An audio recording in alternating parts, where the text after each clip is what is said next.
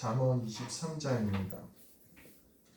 잠언 23장 25절 한 절 말씀인데요. 우리 한 목소리로 다 같이 합독하시겠습니다. 잠언 23장 25절 한 절 말씀입니다. 한 목소리로 합독하시겠습니다. 시작. 내 부모를 즐겁게 하여 너 낳은 어미를 기쁘게 하라. 아멘.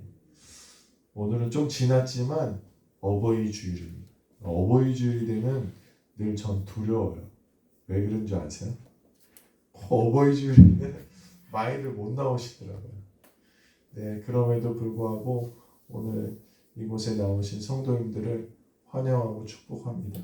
오늘 이 예배를 통해서 하나님께서 기뻐하시고 또 귀한 말씀 주시고, 특별히 오늘의 말씀은 각 가정마다 회복되고 또 은혜가 있는 가장 기초적인 말씀입니다.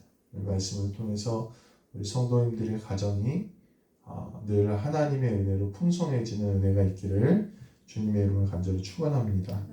오늘 말씀 제목은요, 부모를 공경하라, 이 제목입니다. 이번 주에 봉사가 끝나고 부랴부랴 이제 본가와 처가에 다녀왔습니다. 본가에 갔더니 저녁쯤 도착했거든요. 7시쯤 도착했는데 매운탕을 끓여 놓으셨더라고요. 근데 매운탕이 아주 맛있게 끓여졌어요. 광어도 두툼하게 한 마리가 들어가 있고 꽃게도 들어있더라고요. 아주 맛이 있었습니다.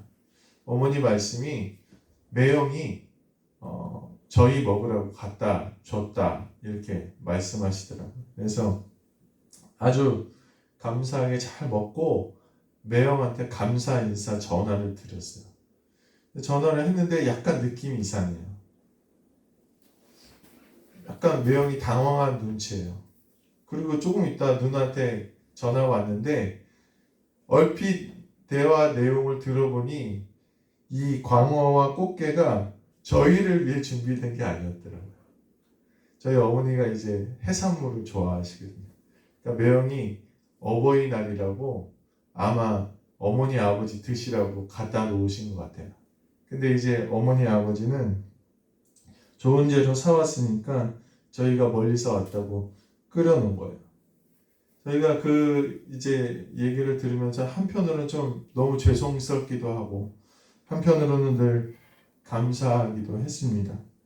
이 부모의 사랑은 끝이 없는 것 같습니다. 저희 어머니가 광어와 꽃게, 생선류 엄청 좋아하시는데 아무리 자기가 드시고 싶어도 자녀가 오면은 내어놓는 것이 부모의 사랑인 것 같습니다. 연세가 많이 드셔도 자녀를 위해 늘 헌신하는 것이 부모의 사랑입니다. 그런데 반대로 자녀는 그렇지 못한 것 같아요. 그에 반의 반도 못한 것 같습니다.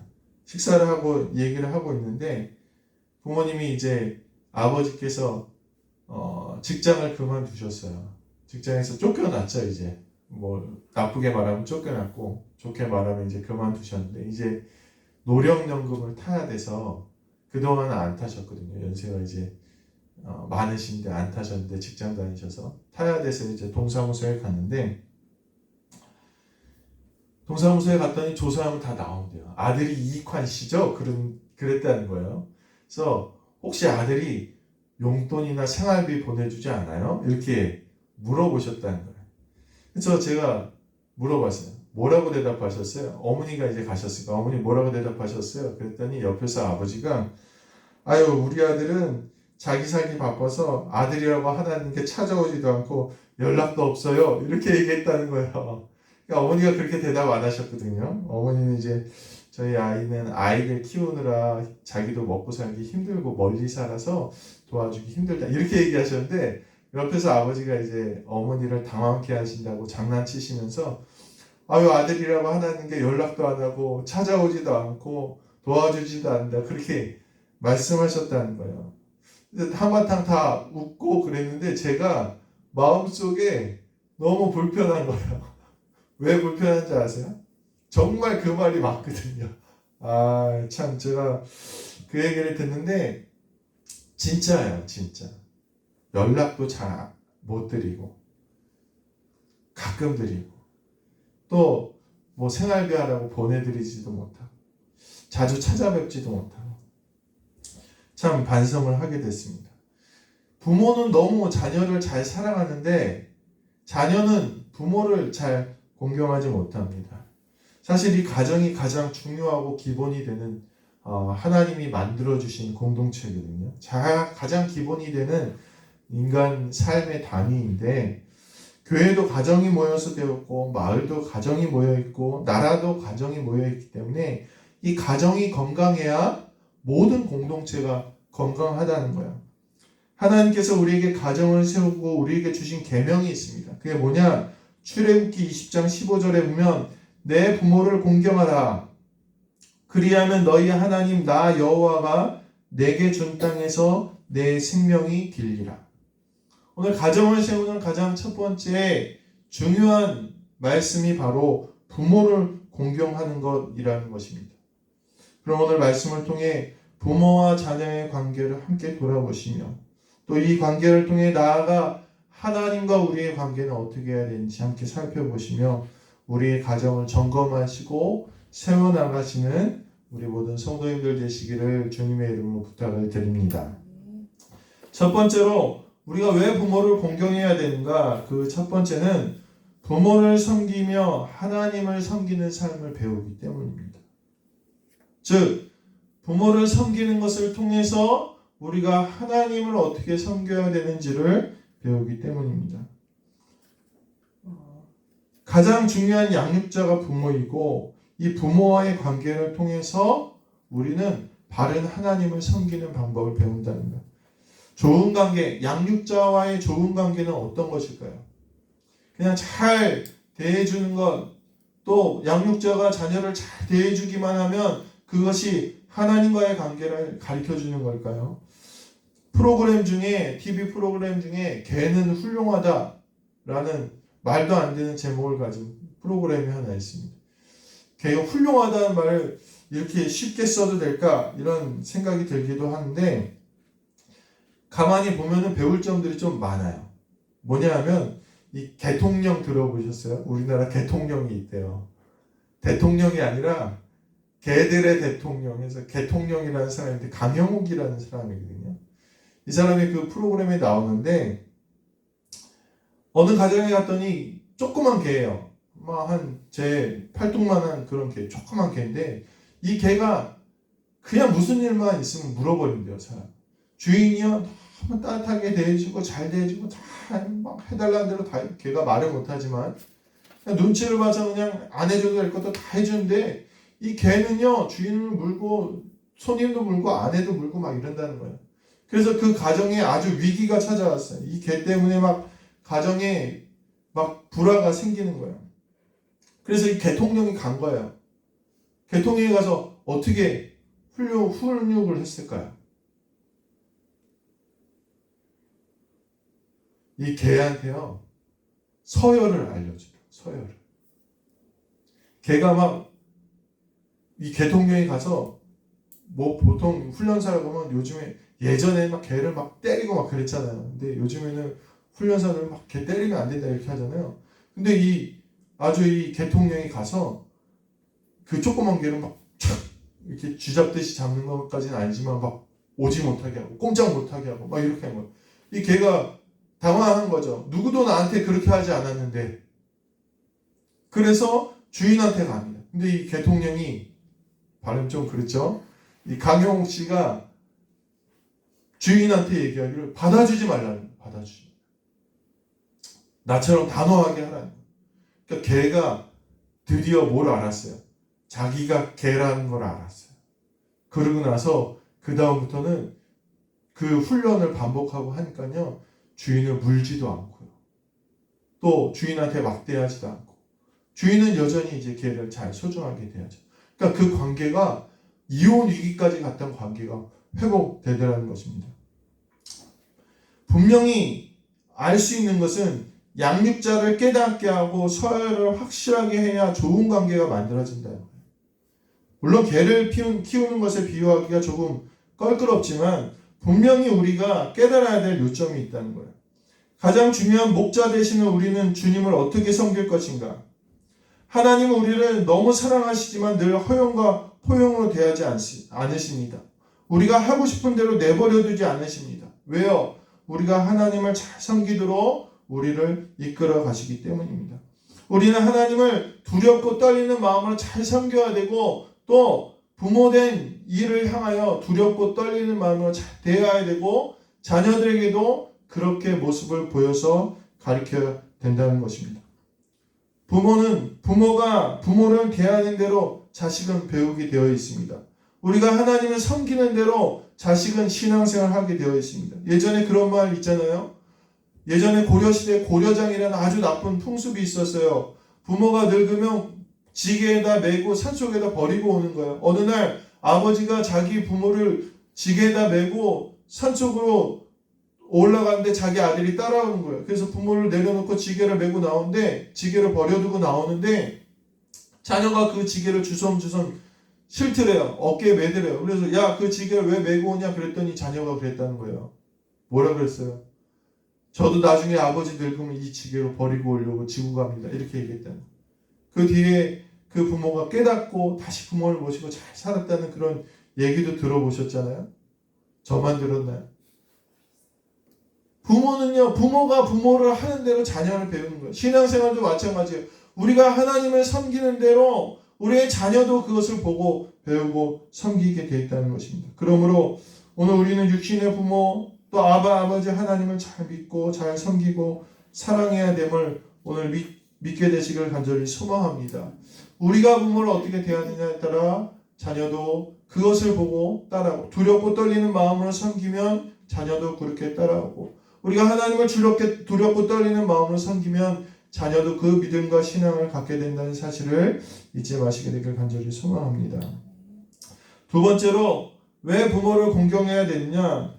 부모는 이웃사랑의 시작점이기 때문입니다. 이게 무슨 말이냐? 부모 사랑하는 게 하나님 말씀의 계명이 제일 중요한 게 뭐예요? 하나님 사랑하고 이웃 사랑하는 거잖아요. 그렇죠? 두 가지로 요약한다면 가장 중요한 계명인데, 이웃 사랑의 시작점이 바로 부모이기 때문입니다. 목요일에 이제 월화 공사하고 수요일날 예배드리고 목요일날 이제 인천으로 부랴부랴 갔어요. 가서 안성에 갔다가 11시에, 금요일 밤 11시에 도착을 해서 막 정리하고 뭐하고 했더니 2시가 넘어서 잔 거예요. 그래서 토요일날 이제 뭐 거의 비몽사몽 일어났는데, 또 기린교회 현리, 인제가 왜 이렇게 넓은지 모르겠어요. 가는데 1시간 걸리더라고요. 현리에 뭐 기린교회 100주년 기념 예배가 있어서 거기 또 갔어요. 그러니까 눈이 퀭한 거예요. 지금도 좀 퀭하지 않아요?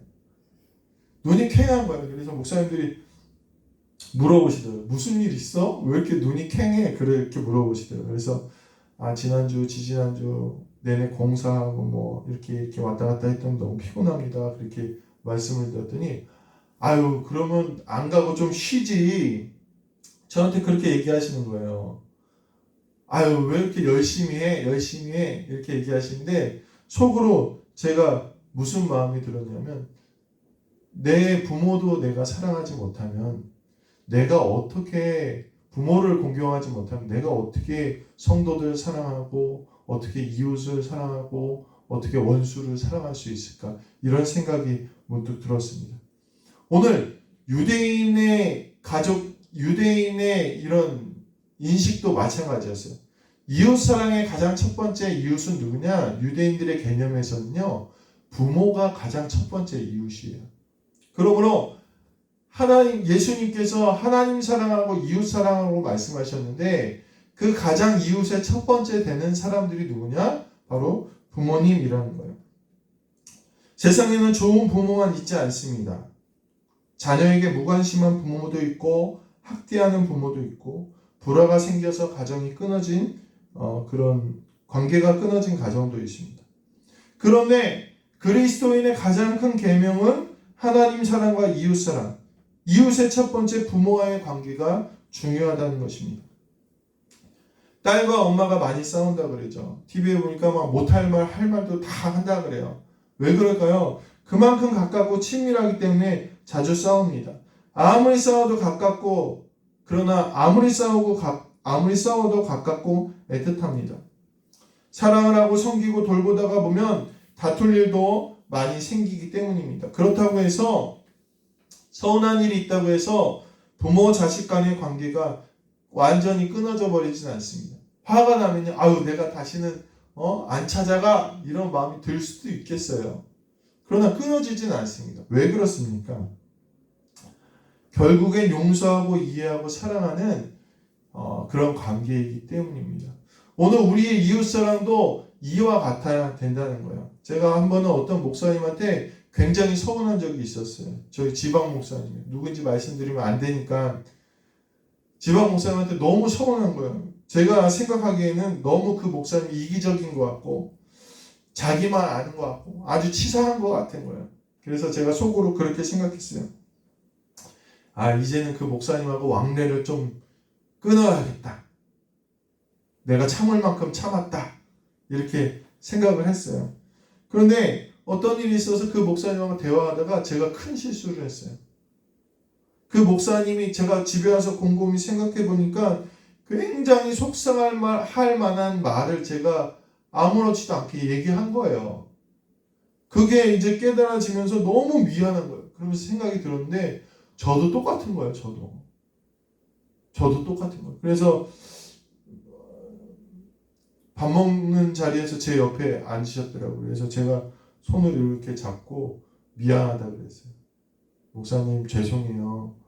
제가 저번에 말씀을 드린 게 가만히 생각해 보니까 너무 목사님 속상하실 말 같았어요. 그래서 죄송해요 이렇게 인사를 드렸어요.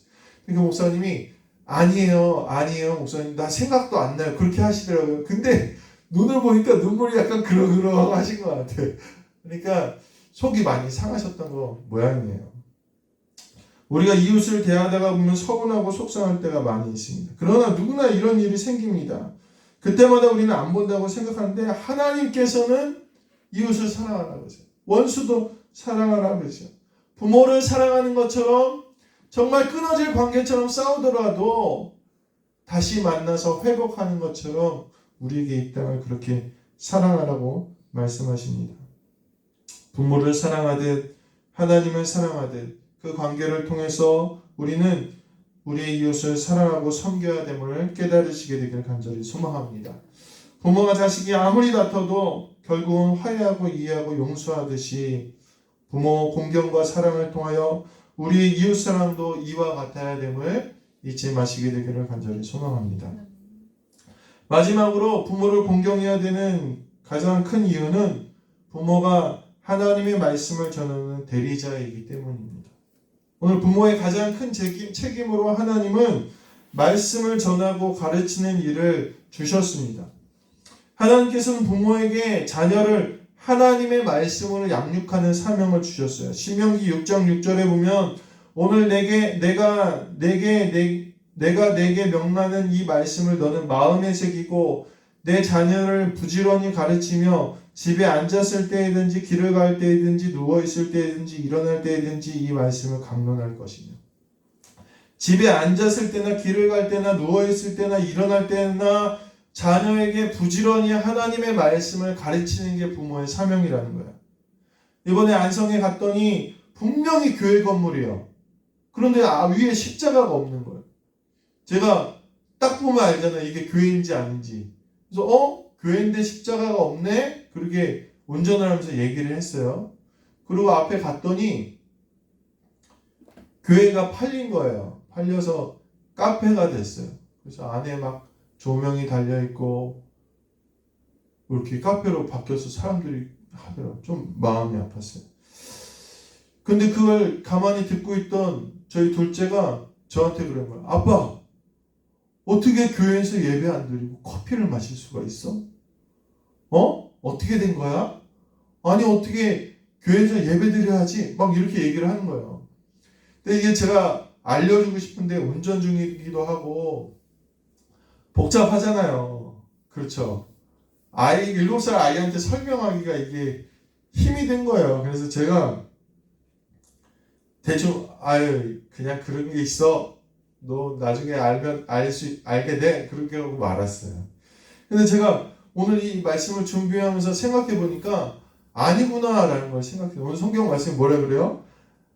부지런히 가르치며 집에 앉았을 때든지 길을 갈 때든지 길을 갈 때 얼마나 신경 써야 될 것도 있고 막 분주하고 바빠요. 그럼에도 불구하고 뭘 가르치라는 거예요? 하나님의 말씀을 가르치라는 거예요. 그래서 제가 이 말씀을 읽으면서 내가 잘 설명해 줄 걸 이런 생각이 들었습니다. 하나님의 말씀은 우리에게 영생에 이르게 합니다. 예수님은 생명의 말씀이십니다. 요한복음 1장 14절에 보면 말씀이 육신이 되어 우리 가운데 거하심에 이 하나님의 말씀이 곧 예수님이시고 이 예수님이 우리를 영생에 이르도록 인도하심으로 우리는 끊임없이 말씀을 가르치고 전하는 부모가 되어야 된다는 거예요. 신앙을 가르치는 선생이 되어야 된다는 것입니다. 우리가 육신의 자녀를 낳았지만 영적인 생명의 출산도 우리가 해야 될 일이라는 것입니다. 그러므로 자녀는 부모를 이 하나님의 믿음의 전수자로서 하나님의 말씀에 가르치는 선생으로서 부모를 더 공경히 섬겨야 되고, 부모는 어떻습니까? 부모된 이는 자신이 말씀의 스승임을 깨닫고 더 많이 말씀을 배우고 더 많이 말씀을 경험하고 자녀에게 가르쳐야 됩니다. 그 경험과 그 은혜를 자녀는 겸손하고 순종함으로 따라가야 된다는 것입니다. 그러므로 사랑하는 성도 여러분, 오늘 우리가 하나님의 말씀을 가르치는 그런 영적인 스승임을, 내 신앙의 체험, 내 믿음의 뿌리를 심겨주는 하나님의 대리인임을 오늘 우리가 기억하고 깨닫고, 자녀는 내 부모가 그냥 육적인 부모일 뿐만 아니라 영적인 스승이라는 걸 깨닫게 되어야 되고, 또 하나님의 말씀을 읽고 배운 일에 게을리하지 않는 우리 모든 성도님들 되시기를 주님의 이름으로 간절히 축원합니다. 오늘 말씀을 마무리하도록 하겠습니다. 부모를 기쁘게 하라, 오늘 본문은 이야기하고 있습니다. 부모가 기쁘려면 어떻게 해야 될까요? 여기 공사를 한 2주 넘게 했거든요. 사택 공사를.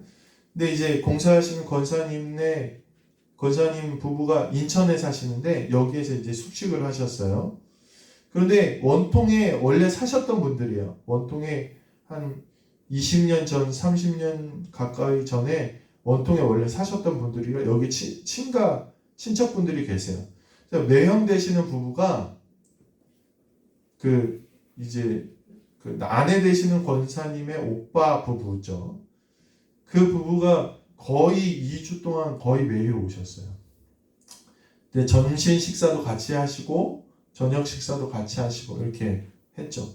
근데 이상하게요, 저녁 식사할 때쯤 되면 전화가 오더라고요. 아주 기쁘게 받으세요. 봤더니 그 아드님이 저녁 시간에 퇴근할 때만 되면 전화하신다는 거예요. 안부 전화. 부럽죠? 괴롭다. 아니 근데 이 어르신은 되게 기쁘게 자상하게 받으시더라고요. 제가 보고 참 깊은 인상을 받았습니다. 저게 쉬운 일이 아닐 텐데. 진짜 대단하구나. 제가 두 가지를 깨달았습니다. 첫 번째는 뭘 깨달았을까요? 나는 저렇게 못하는데 대단하다, 부끄럽다, 이걸 깨달았고, 두 번째는 뭐냐, 분명히 자주 전화를 하면 좋을 텐데 나중에 저희 자녀가 컸을 때 나한테 전화해 줄까? 이런 걱정이 제게 들었습니다. 왜 우리가 기쁘게 부모를 해야 됩니까? 자녀를 사랑하는 건 우리의 본능이에요, 본능. 그러나 부모를 사랑하는 것은 배워야 된다는 것입니다. 그럼 우리는 과연 이 자녀에게 어떻게 가르칠 것인가? 그것은 우리가 부모를 대하는 것으로 가르치게 된다는 것입니다. 부모가 그 부모를 공경하지 못하고 섬기지 못하면 결국에는 자신이 그렇게 대우받는 게 진리예요. 그런데요, 신앙적인 것도 마찬가지예요. 우리가 기뻐야 되는데, 우리 삶이 기뻐야 되는데, 오늘 부모를 기쁘게 하라. 부모들 우리가 기뻐해야 되는데 우리가 어떻게 기뻐할 수 있습니까? 어떻게 우리의 삶이 기뻐질 수 있습니까? 그것은요, 우리가 하나님 아버지를 잘 섬기게 되면 자녀들이 그것을 보고 배워서 하나님을 잘 섬기게 돼서 하나님 잘 믿으면 우리가 기쁘게 된다는 거예요. 오늘 본문의 말씀이 그거예요. 내 부모를 기쁘게 하라라는 이 말씀은요, 다시 얘기하면 신앙생활 잘하고 하나님 잘 믿으면 그 가정이 복받고 기쁘게 된다는 말씀이에요. 24절에 보면 의인의 아버지는 크게 즐거울 것이요 지혜로운 자식을 낳은 자는 그로 말미암아 즐거울 것이니라. 즉 의인이 누굽니까? 지혜로운 자식이 누굽니까? 잠언이 이야기하는 의인과 지혜로운 자식은 하나님 잘 믿는 자식이라는 거예요. 하나님 잘 믿음이 있는 자식이라는 거예요. 그 자식으로 통하여 부모가 참된 기쁨을 갖게 되는데, 그러기 위해서 우리가 그들을 가르쳐야 되고 그 가르침이 우리의 믿음의 모습이라는 것입니다. 즉 내가 하나님 잘 섬기고 내가 하나님 잘 공경하고 내 부모를 잘 공경하면 내 자녀가 하나님 잘 섬기고 하나님 자녀로 살아가고 부모를 공경하고 기쁜 삶을 살게 된다는 인생의 진리의 말씀이 오늘 말씀이라는 것입니다. 오늘 어버이 주일을 맞아 우리 각 가정 가운데 부모와 자식 모든 가정이 회복되고 하나님의 사랑이 넘치기를, 축복이 넘쳐나기를 주님의 이름으로 간절히 축원합니다. 부모는 자녀에게 하나님 사랑, 이웃 사랑, 말씀을 가르치고 자녀는 육신의 부모와 아버지 하나님을 기쁘게 하는 삶, 사랑하는 삶, 말씀의 청종함으로 살아가는 우리 모든 가정들이 되기를 간절히 소망합니다. 이것이 가정이 진정으로 회복되는 길이라는 것입니다. 요즘 얼마나 깨어진 가정이 많이 있습니까? 모여도 행복하지 않은 가정들이 많이 있고 너무나 안타까운 일들입니다. 그러나 바라기는 오늘 사랑하는 우리 남교교회 모든 가정 가운데 이 회복과 진리가 있게 되기를 간절히 소망합니다. 온 가정이 화목해지고 자녀들의 가정도 화목해지고 기쁘게 되고 하나님의 축복이 넘치게 되기를 간절히 소망합니다. 우리가 부모 하나님을 잘 믿게 되시기를 주님의 이름으로 간절히 축원합니다. 기도하시겠습니다. 우리 1, 2분 정도 말씀을 생각하시면서 주님, 내가 속한 이 가정이 하나님 잘 섬기고 복받는 가정 되게 하여 주옵소서. 내가 부모로서 아름다운 모습으로 주님 잘 섬기고 자녀에게 잘 가르칠 수 있게 해달라고, 하나님 은혜를 달라고 이 시간 1, 2분 정도 합심으로 기도하겠습니다. 은혜로우신 주님 감사합니다. 오늘 하나님의 말씀을 듣습니다. 하나님, 나는 아이들에게 무엇을 가르칩니까? 하나님, 그들에게 무엇이 중요하다 이야기합니까? 오늘 하나님, 복된 가정 하나님이 허락하신 가장 귀한 공동체를 회복하는 오늘 하나님 그 귀한 말씀을 우리에게 주셨사오니 이 말씀을 통하여 각 가정마다 회복되게 하여 주시옵소서. 내가 먼저 믿음으로 세워지고 내 믿음을 아버지 하나님 자녀에게 끊임없이 부지런히 가르치게 하여 주시옵소서.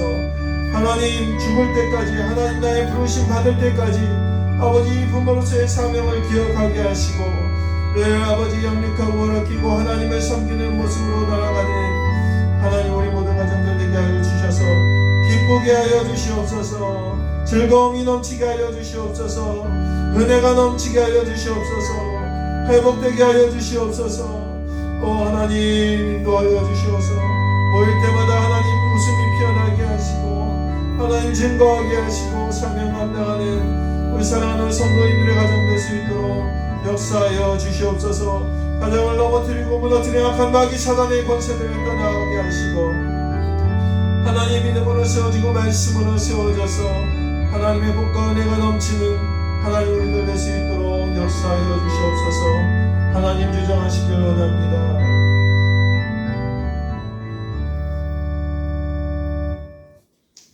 은혜와 사랑이 많으신 주님 감사합니다.